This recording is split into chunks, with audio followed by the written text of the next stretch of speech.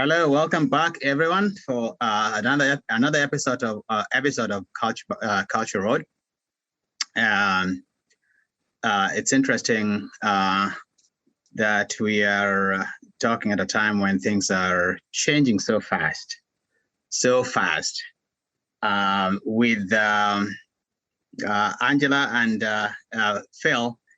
One of the things that I did over the last weekend, right, just before we had this announcement this week that a lot of things are going to be opened, is that I went to the Whitney Museum.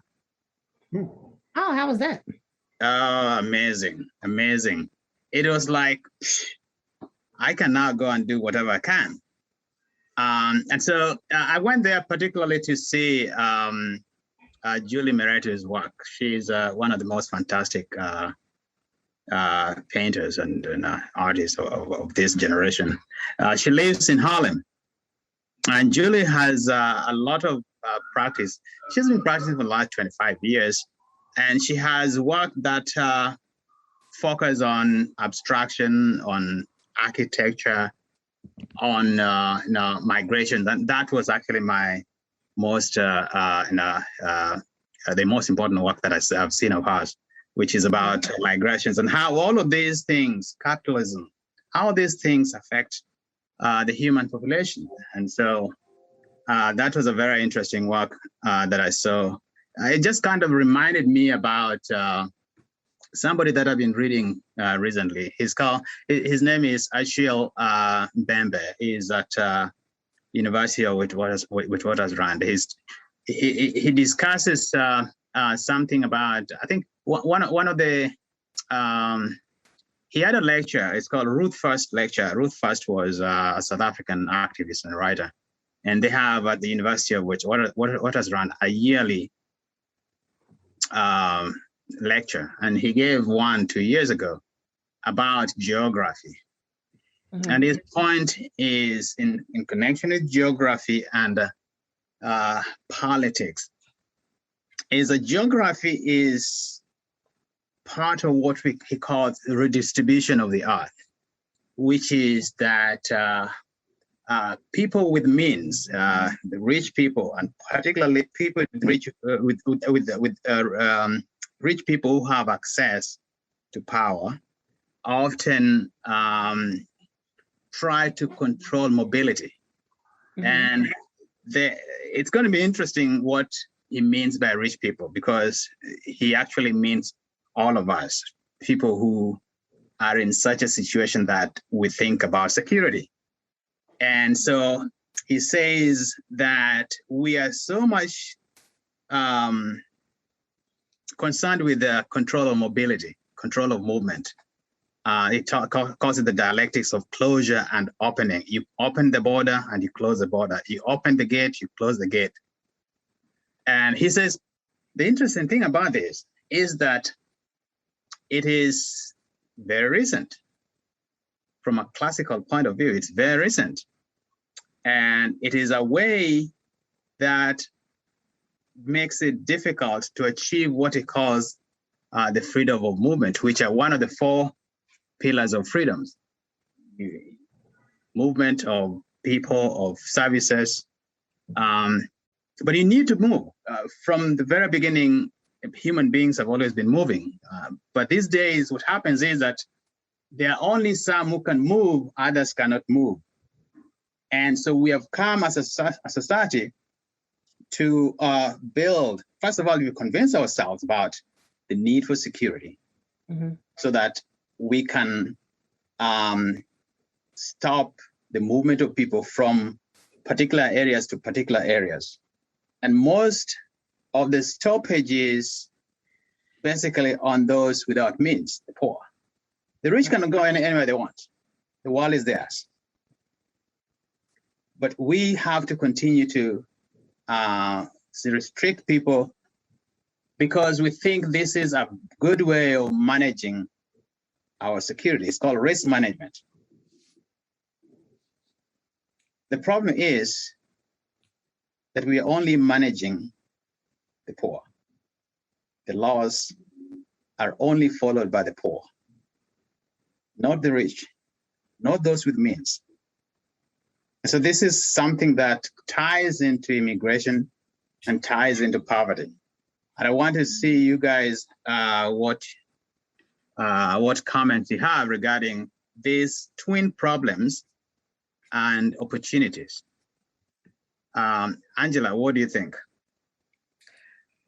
I think that it's interesting, that you put that tie together in terms of the restriction and movement and different things like that, and how it does tie into immigration and the laws that have been enacted specifically, with the walls and the borders around America and stuff. It brings to mind one of the things. Now I'm having a brain fart. But for the most part, it brings to mind that false sense of security that we think that we need. And by keeping everyone who we consider less than us at a distance and away from us, we feel more secure, we feel more safe. And I find that's interesting, that control of power, because when we look at the foundation of America and the people that came to America and the things that they were, fleeing for whatever reason, or even some that were trying to find a better life, a new start, and different things like that. And there, a lot of people that tell their story of their great grandparents who were immigrants and they built off nothing. But now they're proud to tell those stories, but now they're restricting people who want that same forward mobility, upward mobility, who want to find better for their families and their children. And now we're restricting them from doing so. So I think that it's, with civilization, there's a lot of interesting stuff that happens, but there's also a lot of contradictions that happen. And in order to keep America growing and moving and changing and stuff, the fact that we do not want immigrants coming in that are taking jobs that a lot of us will not do for just so many different reasons, we're preventing them from reaching that American dream that we found, and that their ancestors and their great-grandparents who were freely came over here. We're restricting other people that same type of freedom. So there's a lot of interesting stuff that can be deeply unpacked, but I'll just let that stay for right now. Exactly. Phil, I mean, the truth about immigration is that it is as old as man, or as old as we have always been here, right? And it's not just tied to America, throughout the world. Yeah. Everybody, if we believe Darwin, and if you believe all the scientists and the paleontologists about the movement of humans and people, there is a history to movement that was unregulated. Mm-hmm. The issue is the regulation. But insofar as America is concerned, Phil, how do we go? There have been ebbs and flows, right? Mm-hmm. Yeah. Well, I mean, I'm looking at this from two perspectives, George. First of all, it's very true that from the very first time when the first humans, migrated from that spot of Africa, where they originated, and started to go north or south or wherever in search of whether it was more space or a different climate, or who knows, or just because they had a spirit of adventure. Man has always been a migratory animal. I mean, it's always been a part of human history. That's certainly true. And from a particular, my own cultural perspective, you can go to the Jewish Museum here in New York on 92nd and 5th, and there is a permanent exhibit there called The Jewish Journey, which talks a lot about how, my ancestors were originally driven out of biblical Israel by the Roman Empire, and were scattered, and, the different countries and continents where they wound up over the succeeding centuries, and to the fact that what's known as the diaspora that still exists today, because not everybody came back to Israel when it became a free nation. So yeah, I'm very aware of this from a personal point of view. Now, at the same time, sort of playing devil's advocate here, as long as there's been No, I shouldn't say that. At least in the last maybe 200 years or so, there have started to be some sort of restrictions that many countries have put in place on immigration. Now, this is not entirely an irrational thing. I mean, there are reasons why you can't have a totally open border. It generally has to do, with security in the sense of it might be military security, it might be, health security. You might be concerned about people having health issues that you don't want to come in. There are a number of reasons why we have, at borders or at airports or at seaports all around the world. You have to have a passport stamped. You have to indicate how long you're going to be in the country. This is a rational thing. The problem is that, at least in this country, it's become irrational at different points in our history. It's gone beyond these reasonable security concerns. It has been infected by race, by ethnicity. I mean, we can all look back in the 19th century. There were these disgusting publications coming out with caricatures of, Irish people, and then later Jewish and Italian people. And there were people in the 1920s testifying before Congress, supposedly very learned men, talking about how, people from Southern and Central Europe and Eastern Europe were inferior to the white Protestant stock that came from England, Germany, and Scandinavia, et cetera. This is nothing new. Now we see it directed primarily at people from Latin America, to a lesser degree, people from Asia, both South and Eastern Asia. And the question is, I guess the challenge really is to sort out the legitimate security concerns that any nation would have from this idiocy about, these are like dirty, inferior people, or like a former president said, they're all terrorists, they're all drug dealers, blah, blah, blah, and try to come up with a rational, humane policy that, is fair to everyone. That's the challenge. Yeah. And that's what Kamala Harris has to do, because she has that job. She's been given tasked to try and stem the flow of immigrants or migrants, I guess now at this point, because they have not secured access. But they had to stem the flow of migrants from Central America. And I guess the interesting thing about this is that the migrants are not coming to live; they're coming to look for work, right? Correct. And there is this debate about jobs, that migrants are taking away jobs from legitimate Americans. One of the things that we misunderstand is that the Central Americans are Americans as well.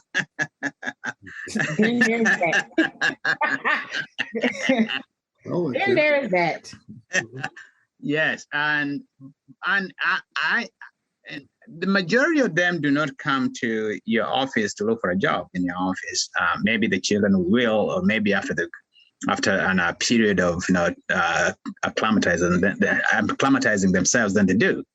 The truth, of course, is that you have a lot more people migrating by air. And we seem not to have a lot of problems with those until there is an issue. And I think until there's an issue, which in the Republican debate they used to love the Indians coming to do tech work. Now they don't. Regardless of the fact that they don't like the big tech. And it makes it so difficult to debate this issue. I'm actually thinking so much about this concept, which is so utopian, the concept of a borderless world, which is coming and going. And if you're in New York, of course, you have problems with that because of, if you remember September 11th, if you remember the fact that like now we were limiting entry to those coming from India because of coronavirus.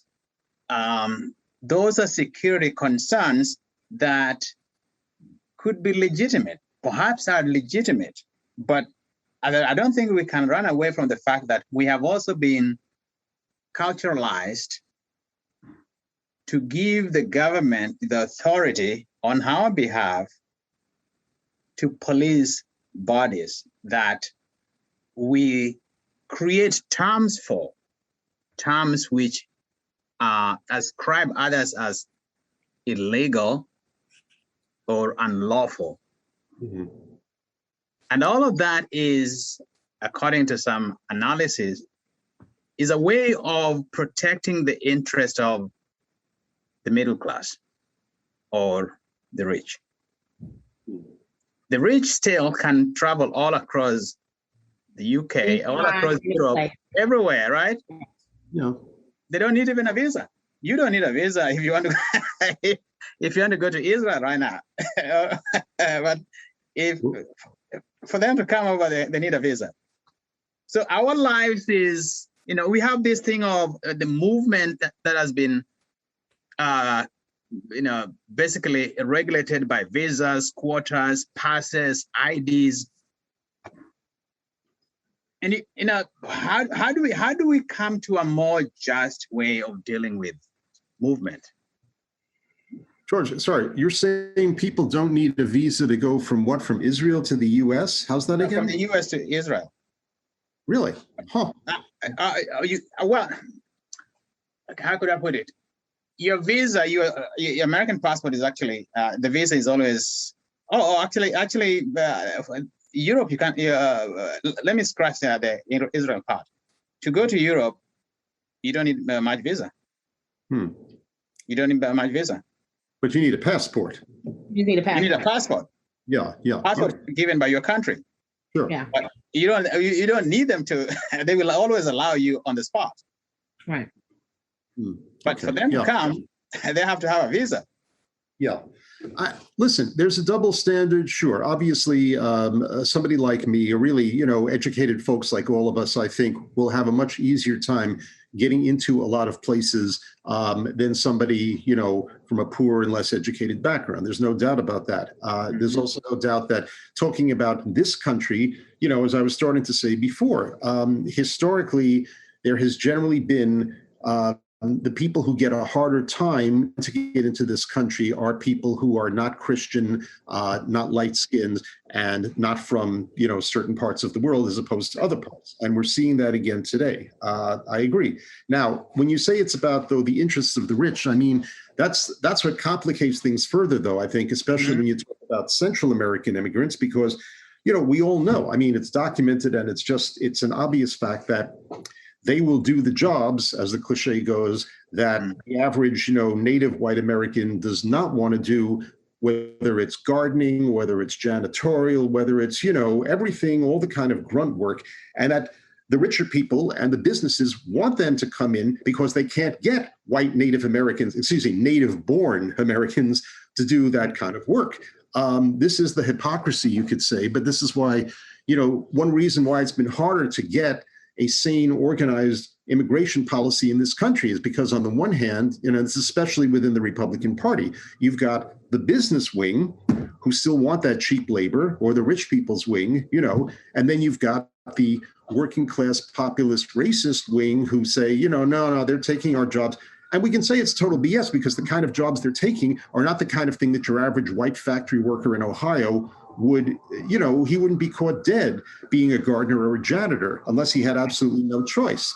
They're concerned about factory jobs, which, the average Central American immigrant, at least when he first gets here, is not going to take that kind of job. But that's why there's been so much irrationality, so much propaganda, and so many politicians exploiting the issue, that has made it so difficult to get anything really done. And then also, even in terms of the factory jobs, the education, because a lot of the factory jobs have changed tremendously because of technology. A lot of like you said, Phil, the people that are your white native born here, the education, they don't have the qualifications to even do some of these jobs because it's so AI and robotic and stuff like that. They're not even on just a basic element able to do these jobs. And then, like you said, the immigrants that are coming in from Central America, from South America, those are not the jobs that they're going to be going for anyway. Right. But our minds are actually very malleable. Our minds can be molded so easily. Thank you. Because, exactly, because I mean, a lot of those people, a lot of the people who don't like immigration do not. I don't think it's not that they don't like people. It's not that they don't like those people, but they have been made to believe that migration, or rather movement of somebody else's body, is a threat to them. Mm-hmm. And this is not even excluding the other former immigrants or those who have immigrated here, because one of the things that you see, particularly with the Hispanic community, is that they're not united on immigration. To those who, once you have come here and established yourself, they become rabid anti-immigration people. They start to look down on the Central Americans. And I would imagine this happens, this has been going on many years, including even when the Irish came, when the Italians came, when the Jews came. Once you have established yourself, there is this an understanding that comes to you, or a change in your way of thinking, that you need to keep others out. Now, I don't want this to be an immigration debate alone. Within the country, I feel you've gone to Larchmont, and often you go there. Not that somebody tells you not to go there, but you can see that a movement is not like if you were in Brooklyn, right? Yeah. I don't have to go through border guards getting off the New England Thruway to Larchmont. That's true. Yeah. That would be exactly. The place is so nice, manicured lawns. You even get scared. Well, I mean, it's a rich town. Yeah, that's true. I do feel a little like, I don't know, it's a little overwhelming sometimes. I mean, wow. Yeah. But not, I mean, although in a sense, though, I mean, I'm sure that if you look below the surface, towns like that have other ways of keeping people out, of course, like zoning laws. If people who don't look the right way are sometimes there at a certain hour, they might get a certain, visit from the police that other people won't get. So that's all part of the same thing, I think. But, I feel that this debate is really, I mean, I was also thinking about, George, what you were just saying. There was a cartoon I saw years ago from a 19th century newspaper that showed like three very prosperous looking, middle class or upper class Americans kind of like putting their hands up like, no immigrants, no one else come in here. And behind them, there were the shadows of their former ancestors. And they were kind of like caricatured, but you can see like this, this Irish guy and this guy from maybe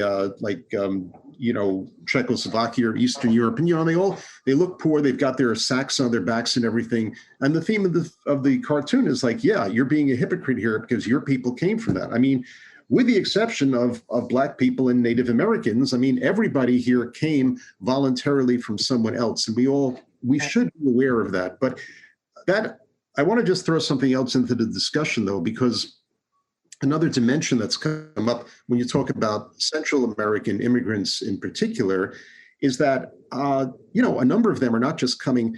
I mean, obviously, they want to have lives here, but they also want to live, period, because they're convinced with good reason that if they stay in their native countries, they will be killed.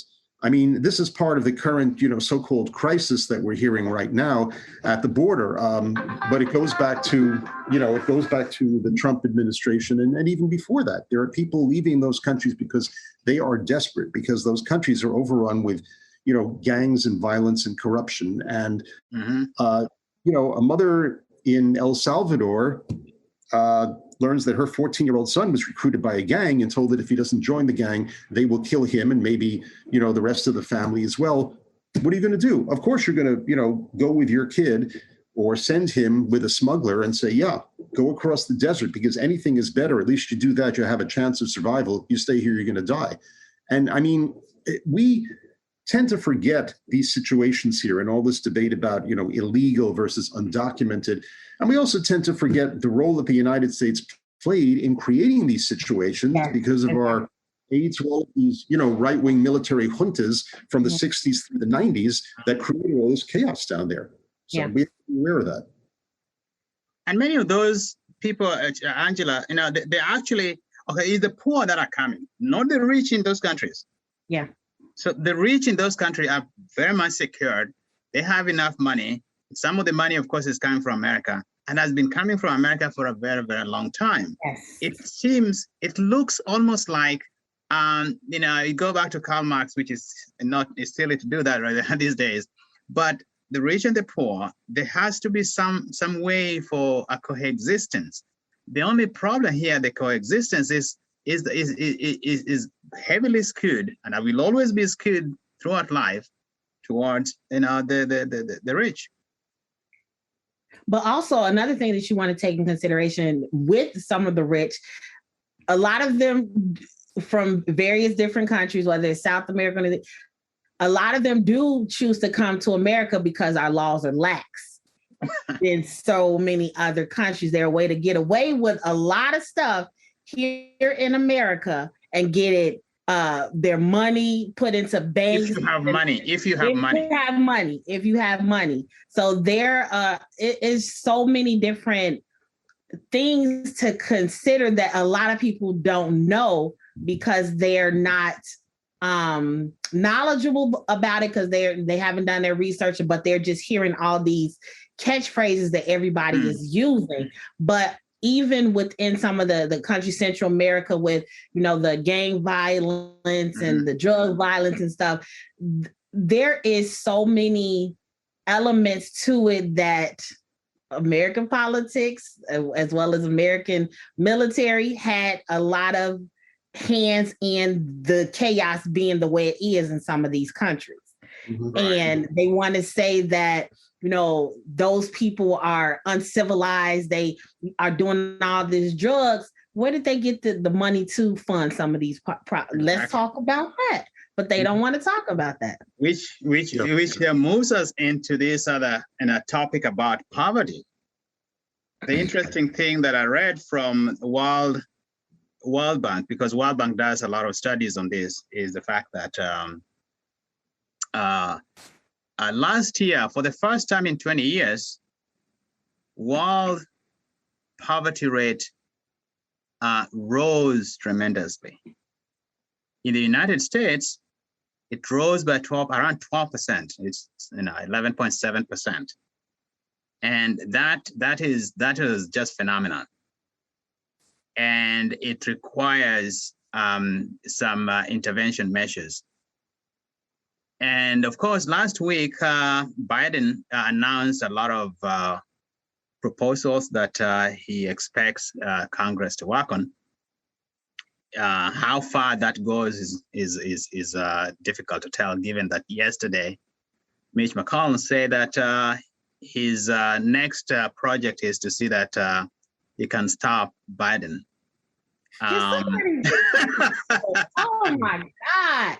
It's a reprise of, exactly. It's a reprise of what he said in 2009, right? Yeah. So. Next project. Wow. Say it, Phil. Just go ahead and say it, Phil. Grand project is going to be, I read just a little note here that there was a profile of him in the New Yorker last year that, he left his first wife to marry Elaine Chao, who was Trump's Secretary of Transportation, purely a coincidence, I'm sure. And he supposedly said to an associate after divorcing his first wife, I'm going to find me a rich woman, just like, that's what I mean. And that he has 3 children from his first marriage, and they and his ex-wife are all Democrats. So, but he was that story actually. I don't know whether I read it at the same, but there was a story like that, and I was listening on NPR. They went to his background. He was actually, if not a Democrat, but but the actually was a Democrat before that, before he ran. And when he ran, he was one of the mildest. Yeah. Well, his mentor was moderate. Yeah, Senator John Sherman Cooper, who served Kentucky for a number, I think 3-4 terms maybe, and was considered a moderate, even liberal by the standards of Kentucky. And Cooper, I think in later years expressed some disgust at McConnell with the way he had changed. But look, I mean, I don't think we need to waste time on him. He's a whore, basically. He will do anything to keep his money in power. We know this. He is, setting himself up as like the great, blocker of these kind of things because he feels that it benefits his party in the long run. I mean, he did this dance with Trump for 4 years, again, just to get whatever he wants to get, which it seems to me that he doesn't care passionately about anything except keeping big money in politics because, for him, the money is the power. And as I think it was somebody pointed out that, he's like the chief finance guy, that the other senators or candidates come to him for money for their campaigns. So in that sense, he has to keep the spigot flowing. So he has to keep the big corporate money in campaigns, and everything else is really secondary to that. No, I think the concern here is that, there is this very slim majority in the Senate. There's a slim majority in the House. There are these horrifying predictions now that the Republicans will get control of the House next year because a number of Democrats in swing seats are retiring, although there are Republicans in those seats too, and several Republican senators in kind of swing states who are retiring. So I think it's a toss-up at this point. But we know there is a narrow window of opportunity for Biden to move forward with these things. And to his credit, I'm not the first person to point this out. He's learned from Obama's mistakes not to wait for the Republicans to come in with their half-left proposal. They're just pushing ahead and doing as much as they can. And if the Republicans want to, grouse about it, they can. But I think that's what needs to be done. And that was a lot of what he laid out in his, unofficial State of the Union message last week. And it's these are very transformative things that he's talking about. And whatever he can get done is going to improve things for the better. But we can talk, more about the specifics of it. But I think the overall sense that many of us had was that these really are, it goes beyond just more infrastructure projects. He's talking about things that really can transform our society post-pandemic. And we have to get as much of that done as we can. Right. Angela, one of the proposals is to basically not just give money, but change the way tax law is being done, so that right now you can, if you're earning $70,000, you know how much you're going to be taxed? As less as 1.8%. And if you're earning a lot, you're going to be taxed a lot. Actually, well, a lot is a relative term, 28%. But then we may think this is really transformative, but it's not, because that's how the tax system was in the 70s. That's how the tax system was in the early 80s. Actually, these people when I say these people, I'm talking about the very rich top 1% have gained tremendously over the last 20 years, and even over the last 1 year alone. And so what he's trying to do is he's trying to rebalance, not the way it's been skewed. So rebalance it at least so that, because if you're in New York and you're earning 80,000, there's no way you can pay rent and take kids to school and eat throughout and go on the subway, or even drive a car. You can't. Right. And even after the things of like the prices of things are starting to go up, and then with the was it that major barge liner that was stuck for like a week in the canal that caused it. Something, yeah. Yes. That caused, I think they were losing, like, I think they said like 100 million per day when that happened. So that was stopping everything. So now they're about to change things, and the oil, everything is going up. So I don't think it's going to be a major a change that's going to be noticeable, because you've had the major 1% folks. They've been playing this game for centuries, and they know how to get around these tax things. I mean, Trump hasn't been invading taxes for how long? So and there's nothing we can do about it. No, they still have not got his tax reports yet, and he's out of office. Well, they're working on it. That's why one of the things they did, one of the things Congress did during Trump time was to basically, they didn't get rid of IRS, right? But they made sure that they defanged IRS, so that IRS cannot go after anybody, because the common person, poor people actually, when they pay their taxes, they always go and do their tax return. But the rich folks, they do their tax return, but they do that through very complicated schemes where they don't even pay that much, and they make claims hundreds and millions of dollars in tax returns or credit or whatever. In the end, the net payment to the government is very little. Yes. Well, between, you have the carried interest loophole, you have the holding companies, the LLCs, stashing it in the Cayman Islands or other, banking friendly charities, the nonprofits, all that. Oh, there's a whole host of them. But if you're not rich, you won't have access to high-priced lawyers and accountants who will point you towards those schemes. And I think that I believe that was part of what Biden said last week, that they were going to try to close those loopholes, in addition to saying that, this 400K threshold, if you're making that or more, you're going to be taxed higher. And I find it's interesting that so far, at least, the Republican criticism of his proposal has been more based on just, it costs too much, it's blah, blah, blah, blah, that's really it. Or, that's not infrastructure, pre-K is not infrastructure. We just want roads and bridges and that's it. What you haven't heard so far is the traditional Republican argument that these proposals are, like punishing people for being successful. We hear that ever since Reagan.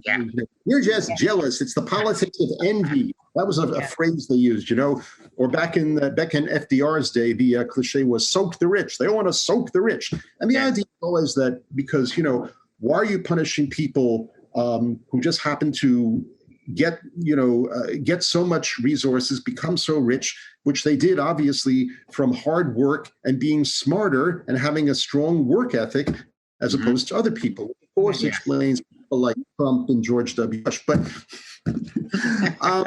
you're not right. You're not hearing so far, you haven't heard that punishing success argument or job killing argument. I'm sure it'll come out of the woodwork at some point, but that's been the traditional Republican response. Maybe we haven't heard it yet because they see the polls. They know that people, majorities of people are quite fine with what Biden is proposing to do, including, I would imagine, a certain amount of Trump voters. But again, they're still answering to their donors, basically, and the donors do not want that kind of thing. I think they're also apart from answering to their donors, there is kind of there's a lot of crackpot in the party right now, because most of them, at least the grassroots, they don't care about those taxes. They only care about what is Trump saying. What is Trump saying? And Trump, of course, is just doesn't know what to do, because he's always been working for himself. He's always been looking for something that benefits him. And these people have been kind of lied to and cheated and made to believe things that are unbelievable. So it is such a messy situation. Meanwhile, the country is so poor. I mean, if you look at the infrastructure, things that you can't even compare, the U.S. to say China in terms of infrastructure, which is shameful. But then go to the people themselves. like I said, the data from the Bureau, Census Bureau, is saying, poverty rate is up 12%. That's a lot. I think even when unemployment is low in this country, there is a lot of poverty because life is just too expensive. Lots of people just get and pay. No, I think, and look, it's been said before that the pandemic exposed some of these cracks in the surface of our prosperity that were there all along, but people just weren't looking. I mean, during Trump, again, there was a lot of talk about, the economy is booming and unemployment has gone down, even among, Blacks and Latinos. Okay, but if you have to take more than one job and your spouse has to take more than one job simply to make ends meet, and you are living paycheck to paycheck, okay, you're not going to sit back and say, wow, the economy's humming along. And now with the pandemic, a number of those jobs were lost. A number of people were, put on furlough or lost their jobs entirely. And so you couldn't make the excuse anymore about, well, everybody has a job, so what are they complaining about? So I think these fissures in our social and economic structure were exposed, and people across the country have seen this, which is another reason why I think they're more receptive to Biden's proposal. And Biden's proposal is basically saying, look, okay, even once we get back to as much normalcy as possible, these fissures are still going to be there, these inequalities. We're not satisfied with returning to a status quo where too many people are living paycheck to paycheck, and too many women, for example, are afraid that if they say no to their boss's sexual advance, he's going to fire them, and they have a kid to support, and that kind of situation.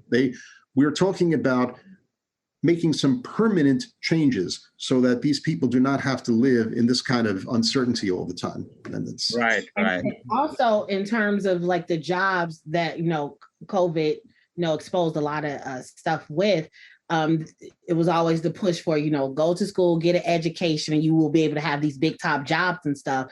But that, the wool was pulled off, the cover of folks' eyes, even with that, because people that did have like legitimate bachelor's and master's degrees lost their jobs and had to go pick up basic, working stuff just to keep rent paid, their children fed, and different things like that. And then also it exposed the corrupt within the education system in terms of those business models, like those schools that are for profit that are going like the University of Phoenix and all that, and they're saying that you're going to have these jobs and we're going to get you directly in the workforce, and the people are still looking for employment after they come out, but are so much in debt with the education system and the loans that they have been, paying these outlandish interest rates on. So much with COVID has exposed some major holes within the system within America that we really, really need to focus on and talk about, because it has widened the gap even more in terms of what's happening. You're right. And you're right to point out about the education system.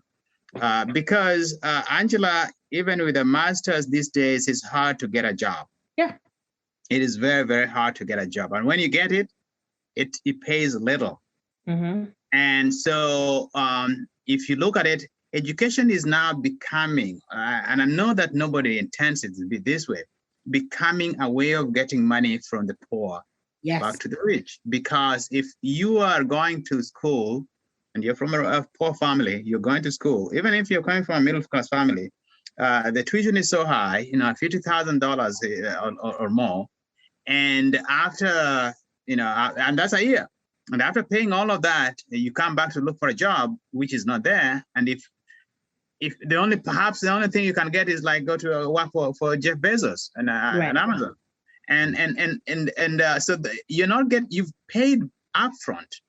And now you are left holding the bag, and so this is like basically wealth transfer.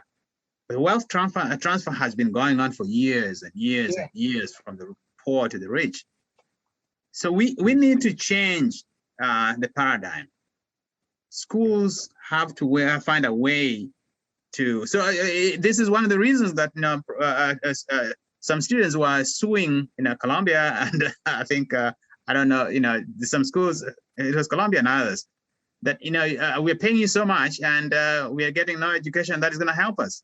Right, because they're even in talking to friends that are still in the higher education system on the recruitment and admissions side, in talking to them, and they're pushing these outdated industries, telling people, become a doctor, become a lawyer. They're oversaturated. There's so many students are getting out of law school without a job at all. And they can't. And they don't guarantee you anything. They don't guarantee you anything. So now you're paying, you're indebted to these law schools just to have a piece of paper on your wall that say, I went to Harvard Law. And yes, there are certain institutions that their names do get you in the door. I will say that. But when you have students that are coming from disenfranchised communities that don't know how to network and do those politics and stuff like that, they're going to still be, I have a degree from Harvard University, but I can't get a job anywhere. So it's so many different things that needs to be taken into consideration. They keep pushing the traditional, go to school, go to a 4-year institution. We need to start getting these young people to think differently. Yeah. Where we're at right now is technology. If you want to go to law school, we'll go into cybersecurity law or go into technology law. That's something right there that will keep you paid for real. Yeah, but have you seen that our education, now that you picked on that, and Phil, I want to get your views on this, has become basically technical. So that you're there to work with your hand. The humanities have gone. Yeah. And this is how they want it actually. You come back and work and you don't think. No, it's true. I mean, look, this debate has been going on for years, maybe decades, about how, colleges have become so vocational oriented that what is happening to the humanities and the liberal arts, you get a degree in them, what are you going to do with it? Now, the counter to that is, well, you go to grad school and, maybe learn a more specific trade at that point, or the traditional idea that it enriches you, even if you go into business or law, medicine, or anything, that liberal arts degree gives you kind of a grounding that helps you go farther. But I do agree that in and of itself, the degree is not going to, nobody hires poets. You write poetry, you do it on your own time, which is why most poets that I'm aware of are philosophers. You gotta have a teaching job. I write fiction, but I have a day job as well. And the interesting thing about my day job is that I've really been able to look at higher education from both sides of the fence, because I'm a parent of 2, college age or almost college age kids, and I work in higher education. Now, in defense of higher education, I mean, at NYU where I work, the tuition is high. They know it's high. They try to do what they can to try to knock it down a bit more. But if they knock it down too far, people like me don't get paid a decent wage. Right. And also a lot of groundbreaking research that takes place at our various schools, or schools like Columbia can't be funded. So they do need the money. I think it's more a question of focus rather than financing, because we can work on the structure any way we can so that parents don't have to pay an arm and a leg, or kids don't leave school burdened with debt. But I think the important thing is to try to smooth the pathway as much as possible towards seeing that they can get employment. I mean, one thing that NYU does a lot of are internships, what's called experiential learning, where the student gets into some kind of work situation, he or she gets exposure, gets to meet people who might be helpful down the line, and gets that kind of little foot in the door that will help them when they get out. I think the problem at too many schools is that maybe that's not the case, especially in the smaller colleges that don't have kind of resources necessarily. The student gets the degree, whatever subject, but he or she didn't have those networking or experiential opportunities, so they're on their own and probably in debt at the same time, and that's the real thing. It's worse for schools that are in the rural. At least if you're in New York, you have access to a lot of these companies that you can do some work with. I think Stanford also used to do that a lot, improving the network between students and and the industry. I wanted us, before we conclude, to welcome the change in CDC's guidance. And particularly, of course, I don't know what the situation is in Chicago. I know that, was it only last week that Mayor de Blasio talked about July the 1st, everything is coming back to normal 100%. And lo and behold, Governor Cuomo wanting to... We can do better than that. Who says better. July 1st? What about June 1st? Yeah, May the 19th, and the two of them. Oh my God. Oh my Lord. Actually, Broadway opens today. Really? Yes, Broadway opens today. Mm. And so, yeah, let me know what you guys think about this. Now, how is Chicago? Is Chicago allowing everybody to come back? When? I don't know the specific date, but they have opened a lot more now, because like just a couple of weeks ago, they had the Chicago Restaurant Week, and it was like everybody was out, like seriously. I know they are going back to like starting to open the theaters and stuff now, because the musicians and the artists want to like have concerts and stuff like that. So I know they're going back into full swing. I don't know the exact date, but Angela is still keeping her distance, because no. Angela's keeping back on a plane. Yeah. I mean, I just got well, it's been 2 weeks since I got immunized totally, fully, vaccinated. Those two, not Moderna, but Pfizer. Yeah, me too. Phil, you got Moderna, right? No, I got Pfizer. I got Moderna. Oh, yeah. Okay. Yeah. That's it. That's it. Yeah. No, and I find myself thinking we're in this weird kind of limbo right now, where like I'm walking my dog and I'm thinking, all right, I've been vaccinated, the guys say this and that, I'm outside, why wear the mask? But what's the point where the moment I come back into my building, they're still saying you have to wear the mask in the lobby. You have to wear a mask, yep. Yeah. So it's kind of like this kind of weird kind of minefield we have to negotiate. And it just left me with the feeling that I think we're just not going to have where one day Biden or Fauci or somebody says, okay, party like it's 2019, Right. We're just going to get these gradual like baby steps, and everybody is just going to kind of like in stages kind of get less and less, I don't want to say careful, but less and less maybe conscious about this kind of thing. Like you'll get to the point where you're carrying the mask in your pocket and you'll take it out if there's a certain situation where obviously you need it. And then eventually you won't even put it in your pocket, and then you'll have them like in the closet for an emergency. And then you're cleaning out your closet and like, honey, do you remember, what do we have these things here for? I don't know. but, like we used to lose keys, now you're losing... You're losing your mask. Yeah, seriously. But we have to get to 70%. I think that's what the CDC is saying. When are we going to get to 70%? Where's the percentage at now, though? Well, it's 50. Okay. 50. Okay. Yeah. It's 50, 52, 50. No, they say 57. So there was 12% left. But then there are it's not across the board. That's a national number. But there are a lot of places, particularly in the South, where they can barely get to 20%. The South didn't go on any restrictions. They like, no, we're not doing any of that at all. So I don't think they'll ever get to 50%. Well, they're waiting for Trump to tell them. And he got his in secrecy. Yeah. But later he said he did, but apparently that wasn't enough. And they're like, well, but he got the special vaccine. I don't trust those other doctors giving me the vaccine. No.